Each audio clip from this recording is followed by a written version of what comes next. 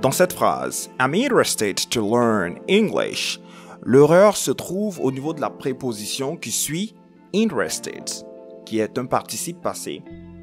Dans un autre contexte, vous aurez un verbe à cette forme du passé, le past participle, qui sera spécifiquement un adjectif.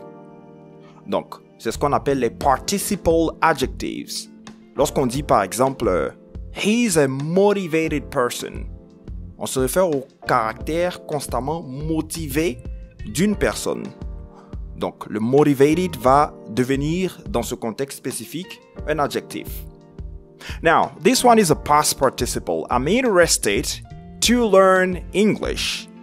Quand vous avez un verbe au participe passé suivi d'une préposition, suivi d'un autre verbe, peu importe la préposition, dans le cas le plus typique, comme celui qu'on a ici, le verbe qui suit cette préposition, qui peut être to, by, in, with, whatever, va se mettre à la forme ing. C'est la structure typique dans ce cas de figure.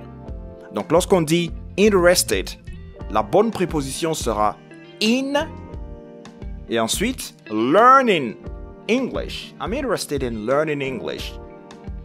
Je vous laisse faire 2 à 3 phrases ou plus de phrases avec cette structure. Remember, on a un past participle suivi d'une préposition et d'un verbe à la forme ing. Un élément important ici sera la préposition que vous allez utiliser. Par exemple, lorsque vous utilisez le verbe invest, est-ce que vous allez dire to invest to? Ou est-ce que vous direz to invest in? Yes, to invest in. Donc on dira par exemple to invest in learning. Ou on peut former un nom. On dira to invest in English learning, right? Okay. Now, let me give you another example. Et si on dit par exemple to be concerned? La préposition qui va suivre sera with. To be concerned with something, dans ce cas, la structure dont j'ai parlé tout à l'heure ne s'applique pas. Mais si par contre, on ne dit pas something et on utilise un verbe, ce qui est possible, on pourrait dire par exemple, I'm concerned with learning English. I'm concerned with this English learning issue. Donc, dans ce cas, effectivement, vous allez utiliser encore la forme ing. Un autre exemple. Et si on dit dépendre de? Alors, après depend, la préposition que vous allez utiliser est on. Donc, on dira to depend on. Si vous dites depend on something or somebody, no problem here. Mais si ce qui suit on est un verbe, quel peut être le verbe par exemple? J'ai bien envie de vous laisser celui-ci comme un exemple, comme un exercice que vous allez faire. To depend on what as a verb. Et vous allez faire la phrase complète ici. On a plusieurs exemples qui vont dans ce sens. Après, je pense qu'on pourra faire une autre vidéo sur les prépositions spécifiquement en anglais. Donc, effectivement, ici, on dira I am interested in learning English. Alors, même avec des prépositions telles que to, donc c'est vrai que dans ce cas, la préposition n'est pas to, mais vous pouvez toujours utiliser to suivi d'un verbe à la forme ing.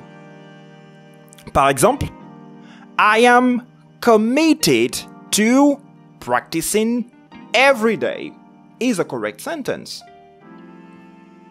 To be committed to, l'une des traductions de cette expression, c'est être résolu à.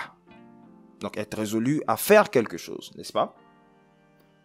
Donc, si je dis I'm committed to practicing English every day, quelle sera la traduction? Je vous ai fait déjà une bonne partie du travail, mais je vous laisse toujours traduire cette phrase aussi en commentaire.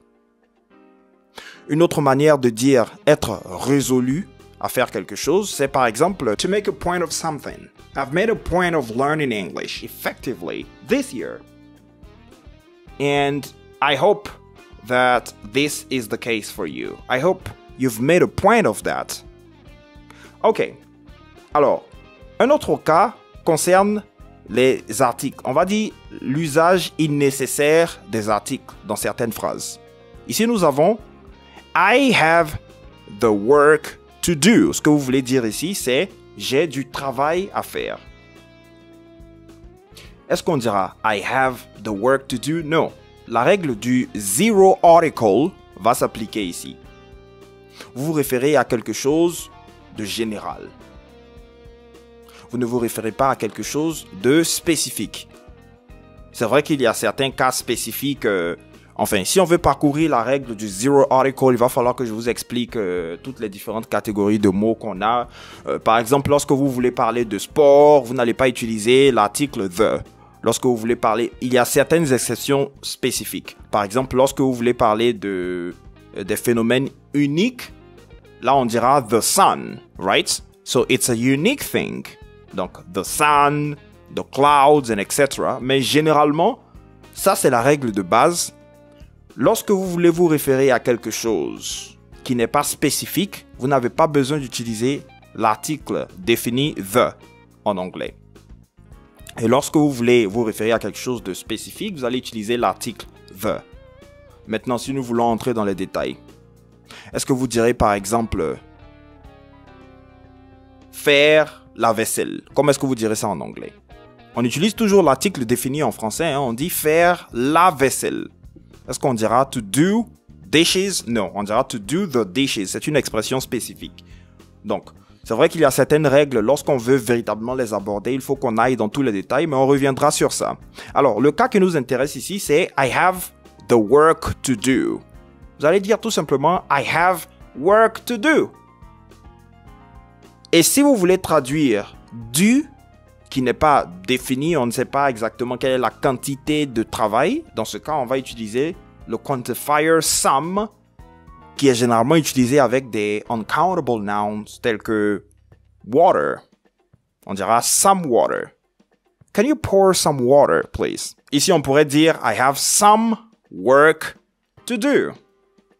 Un autre cas qui nous intéresse ici concerne l'usage incorrect de certains pronoms pour les personnes et pour les choses. Par exemple, lorsque vous dites I talked to the girl that was there, le pronom relatif que vous utilisez ici est that. C'est vrai que that peut être utilisé et pour les choses et pour les personnes généralement, mais c'est beaucoup plus informel. Même lorsque vous parlez, ça va dépendre. Dans un contexte assez informel, vous pouvez l'utiliser, mais it doesn't sound grammatically correct. Donc, ici, retenons que lorsque vous voulez vous référer aux personnes, vous allez utiliser le pronom relatif who. Et lorsque vous voulez vous référer aux choses, vous allez utiliser le pronom relatif which. Donc, dans cette phrase, I talked to the girl that was there. On dira plutôt I talked to the girl who was there. Aujourd'hui, je touche les points un peu ça et là parce que ce n'est pas une leçon qui touche un aspect spécifique de la grammaire anglaise. Mais on va quand même apprendre assez de choses en contexte. Un autre cas concernant les prépositions. Lorsque vous dites I'll call you the Monday night, la préposition que vous allez utiliser spécifiquement ici est on Monday. And then specifically Monday evening. That's the idea, not night. J'ai conçu un outil de pratique qui vous permettra d'être en contact au quotidien avec la langue anglaise. Vous aurez l'occasion de vous enregistrer, d'écouter votre voix, mais aussi d'obtenir un feedback, des corrections, tantôt au niveau de la grammaire que du vocabulaire, des activités de listening bien structurées et départagées en fonction des niveaux. Tout cela en plus des séances interactives en direct que vous aurez avec moi à travers la pratique de l'oral et l'écoute constante. Vous pourrez réaliser enfin ce rêve longtemps nourri de passer à un niveau supérieur de fluidité en anglais. Je vous laisse tous les détails en description et en commentaire. Let's get into it.